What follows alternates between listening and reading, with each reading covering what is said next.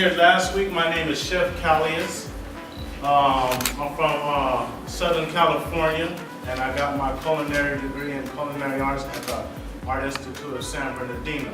You got Facebook. You guys can friend me on at Calnificents the Chef. Pretty soon I'm going to be doing pop-up events, and eventually the end game is for me to get a food truck. So when you guys, my friends on my Facebook, you guys be able to get the scoop on where I'm going to be at for all of that, and just keep an update with me and everything that I'm doing and everything that I'm involved in. You guys can subscribe to my YouTube channel at Chef Calnificents, and you guys can always check out the video and everything and what's going on. And if you do that, please subscribe and share it, and try to get everybody else to subscribe.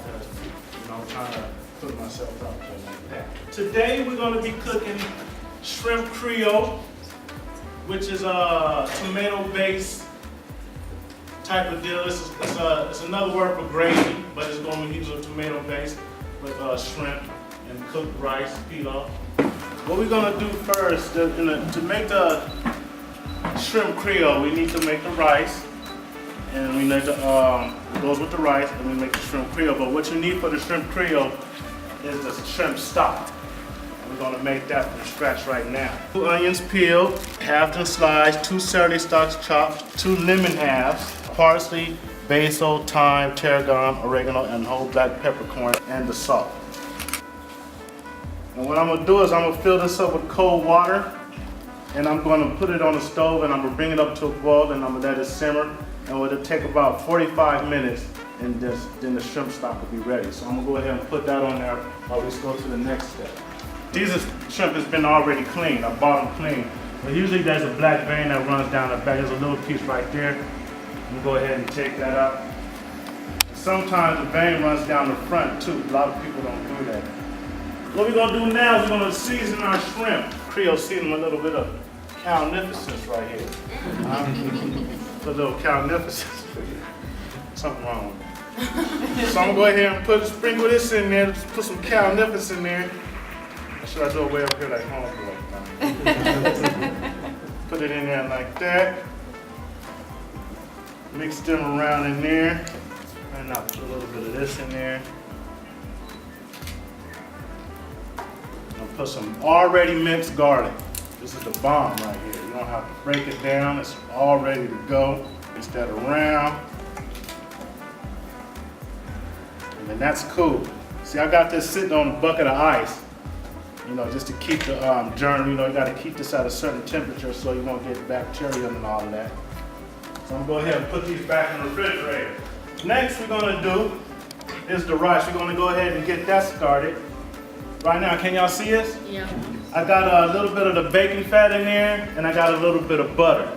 And I got the rice, some onion in there. I got to sweat. I'm not sauteing it. I'm just slowly cooking it just to drain all the flavor and all the nutrients out of there. And I had that going for a little minute, and it looks like it's just about there. So what I'm gonna do now is I'm gonna add some rice, but I'm gonna add it in there with no water. What we're gonna call this procedure is called proling the rice. So I'm gonna put the rice in there and spin it around and let it get coated with the oils and all that. And it's kind of like pre-cooking it before you put the water in there. There's 1 cup of rice, and I'm gonna put 2 cups of liquid in here. Once you put the lid on there, you can't take the lid off. When that starts bubbling, I'm gonna turn it down and put the lid over it. I put the top on it and let it go. I'm a pretty good guess on time. I say about 30-35 minutes. I'm gonna heat this oil up right now. Go ahead and add a cup of the onions in there. So we got our rice going. We got our stock going. And we got our onions cooking over here. Once the stock gets done boiling and cooking, we're gonna strain it. So what we're gonna do is we're gonna add the rest of these onions. 1 small bell pepper. See, there you go right there. Y'all can see that? Into that golden brown, we put them in there a little earlier. We put the remaining onion, celery, and bell pepper. We're gonna cook that a little bit. Oh, we gotta put some creole, we gotta put some Calnificents in, 1 tablespoon. So we're gonna let that go for a little bit before we add the tomato paste. All right. So while that's going, I'm gonna get my mise en place going on. Right now we're gonna cut some parsley. And how you usually do it, you get the bun, how you usually cut parsley off the bun, I was told, you cut it like at an angle. So you go here with it, go here with it, and you pretty much got all the leafy greens right there. Yeah. What I always like to cook with is some Old Bay. Y'all know about some Old Bay? Old Bay is the bomb, so I'm gonna put a little bit of this in my stock. Put a good little tablespoon. And I'm gonna put a little bit of this in there too. I'm gonna let some dirt, some junk collect to the top, because I stirred it up and messed with it, so I kind of mixed it all up and didn't get a chance to throw it. Look at this now. Yeah, now it's starting to wilter. The next step is to add the tomato paste.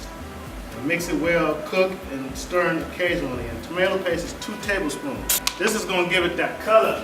All right, I got the tomato paste in there until it begins to brown. Then add the fresh tomatoes, 2½ cups. And a healthy pinch of salt. We're gonna put this back on the heat. And when it breaks down, it creates a little liquid too. You'll probably find a cheap bottle of Chardonnay white wine for like $2 or $3. And then drain my stock. And I'm gonna just keep it in there because like Chef Paul was big on that. Everything had flavor on it. Don't waste nothing. 2, and a pinch. Always gotta be the rebel. Woo! Bay leaves. How many bay leaves does it say? 2? That always means put 3. Just spread them out evenly.